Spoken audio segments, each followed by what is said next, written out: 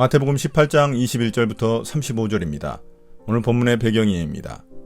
계속해서 신앙 공동체 안에서 관계의 문제에 대해 다루고 있습니다.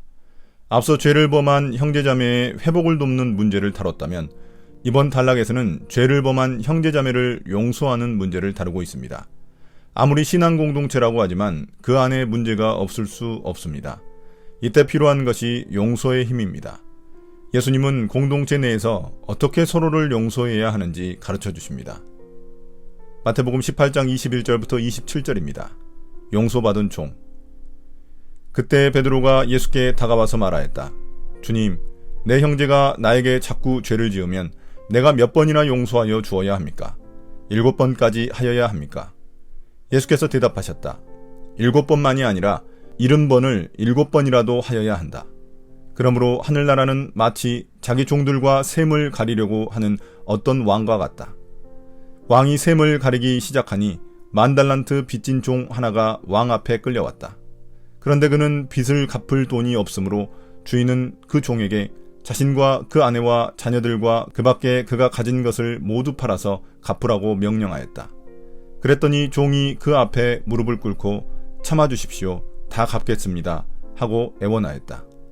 주인은 그 종을 가엾게 여겨서 그를 놓아주고 빚을 없애주었다. 베드로는 앞서 죄를 범한 형제자매에 대한 예수님의 말씀을 듣고 난 후 용서가 중요하다는 것을 깨달았습니다. 그래서 그럼 죄를 지으면 몇 번이나 용서해 줘야 하는지 묻습니다. 그는 7번 용서해 줘야 하느냐고 묻습니다. 당시 랍비들에게도 3번 용서하는 것이 관대함의 기준이었는데 베드로는 7번 용서를 말했으니 훨씬 더 관대한 기준을 말한 것입니다. 베드로는 아마 예수님의 칭찬을 기대했을 것입니다. 그러나 예수님은 제자들의 예상을 훨씬 뛰어넘는 70번을 7번이라도 용서해야 한다고 말씀하십니다. 사실상 끊임없이 용서해야 한다는 의미입니다.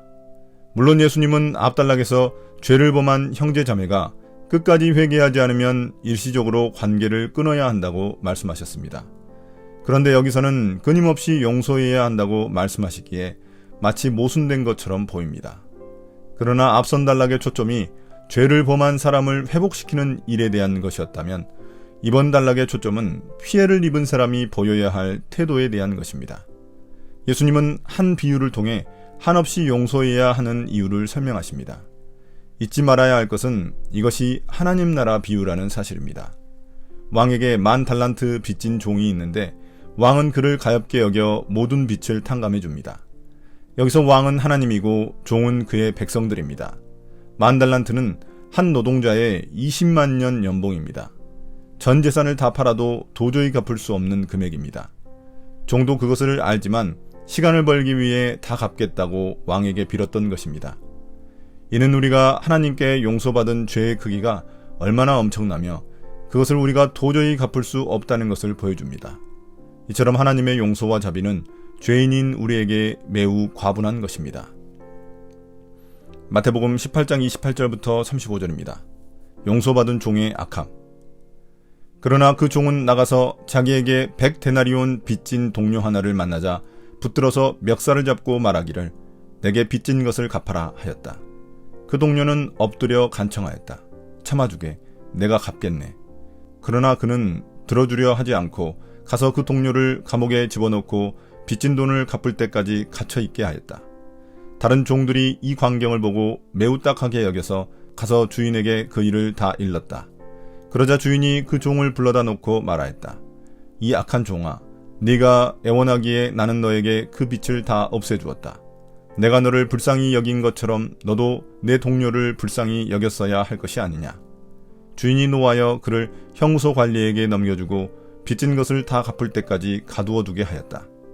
너희가 각각 진심으로 자기 형제자매를 용서해 주지 않으면 나의 하늘 아버지께서도 너희에게 그와 같이 하실 것이다. 문제는 여기서부터입니다. 왕에게 엄청난 빚을 탕감받은 종이 자신에게 빚진 한 동료 종을 만납니다. 동료 종은 100데나리온을 빚졌는데 이는 노동자 4개월치 월급 정도입니다. 그리 작은 금액은 아닙니다. 그러나 10,000달란트, 즉 6천만 데나리온에 비하면 세 발의 피 수준입니다. 그 그럼에도 불구하고 그는 자신이 받은 엄청난 규모의 빚 탕감은 잊어버린 채 자신에게 빚진 동료를 모질게 대했습니다. 시간을 주면 충분히 갚을 수 있는 금액인데도 불구하고 그는 동료를 감옥에 가둬버렸습니다. 빚진 자에 대한 왕의 반응과 그의 반응이 너무나 대조적입니다. 그에게서는 용서와 자비를 찾아볼 수 없습니다. 이를 본 다른 동료 종들은 이 사실을 왕에게 알립니다. 탕감받은 것을 아는 다른 동료 종들은 그의 인색함을 봐줄 수 없었을 것입니다. 왕은 탕감받았던 종을 다시 불러 그를 악한 종이라고 부르면서 탕감해 준 것을 취소해버리고 그가 다 갚을 때까지 감옥에 가두어 버립니다. 다 갚을 수 없는 엄청난 금액이기에 그는 영원한 형벌을 받은 것과 같습니다. 자신이 엄청난 용서와 자비를 받았다면 다른 사람에게도 그렇게 베풀어야 하는데 그는 그렇게 하지 않은 것입니다. 이처럼 하나님 아버지가 자비를 베풀어 우리의 큰 죄를 용서해 주셨기에 우리도 자신에게 죄를 지은 형제자매를 용서하는 것이 마땅합니다. 자비는 하나님 나라 백성의 중요한 삶의 원리입니다. 오늘의 묵상 포인트입니다. 첫 번째, 하나님은 어떤 분입니까? 모든 인간은 죄인이며 그 죄값은 하나님의 진노입니다. 우리가 스스로 죄값을 치룰 수 없기에 예수님이 이 땅에 오셔서 십자가에서 우리의 죄값을 대신 치르신 것입니다. 그러므로 이제 회개하는 자는 예수 그리스도로 인해 죄를 용서받는 하나님의 자비를 누리게 됩니다.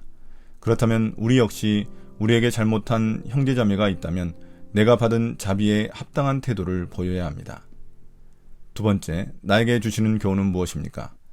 종이 도저히 갚을 수 없는 빚임에도 불구하고 모두 탕감받았듯이 우리 역시 용서받을 자격이 없는데도 용서를 받은 것입니다. 그렇다면 도저히 용서받을 자격이 없어 보이는 형제자매일지라도 용서할 수 있어야 합니다. 물론 마음의 상처가 쉽게 해결되지 않습니다. 오랜 시간과 노력이 필요할 것입니다. 다른 형제자매들의 위로와 격려도 필요할 것입니다. 오늘도 빚을 탕감받은 종답게 자비를 베푸는 삶을 살아갑시다. 오늘의 기도입니다. 주님, 내가 받은 은혜와 자비를 기억하여 남에게도 그렇게 베풀 수 있는 자로 살아갈 수 있게 도와주십시오. 인색하고 배은망덕한 자가 되지 않게 인도해 주십시오. 예수님 이름으로 기도드립니다. 아멘.